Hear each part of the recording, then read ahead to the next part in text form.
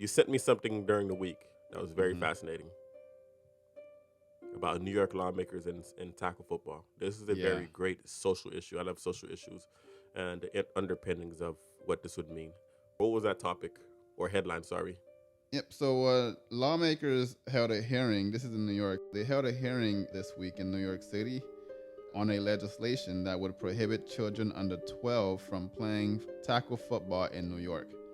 And this is all based on a study released by Boston University School of Medicine. And they found that the longer a person plays tackle football, the more likely they are to feel the effects of neurodegenerative diseases.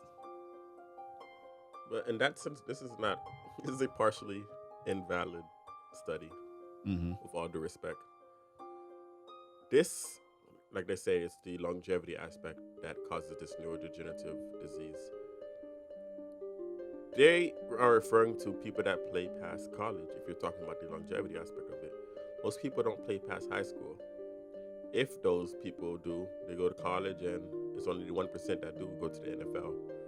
Taking away college football for the youth, we would have to do a more precise clinical measurement that will only consider people that go from youth football to at most, because majority of people don't make it past high school football. So do that study, get back to us and report on that, because most people aren't playing tackle football past high school, Right. and they're And talking about it as a longevity thing. So the longer you play tackle football, the worse this neurodegenerative disease outcome may be. honestly, I don't see this making it very far, to be honest with you, because prohibiting children under 12 from playing tackle football, like this is something that they should have at least have the option to do. Let the kids or the parents say no, you're not playing football, or I don't want to play football, however that dynamic work. But to completely outlaw it in the state, I don't see this passing. Here's the thing. I did hear my boy Keyshawn Johnson say a while back that he didn't allow his kids, maybe him or Michael Thompson, but he didn't allow his kids to play tackle football until they reached high school.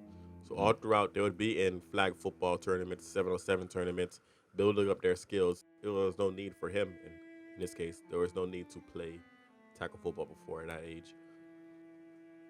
Youth football, for the most part, around 5 to like, what, 8 years old, they aren't really, I don't know, that's a lie, 5 to maybe 7. They aren't really tackling. They're usually wrapping up. But when you get to around 9, 10, when I go to a lot of these games, I see a lot of like helmet to helmet hits that go under the radar. And In youth are football, you these, mean? are these, pardon? In youth football? Yes. So are these hits worth it? What are these hits doing to the developing brain? Because remember that our brains don't finish developing until, I believe, about the age of 23, 24. That's Yeah, when our well, it's brains your are, 20s. I believe that precise age as well.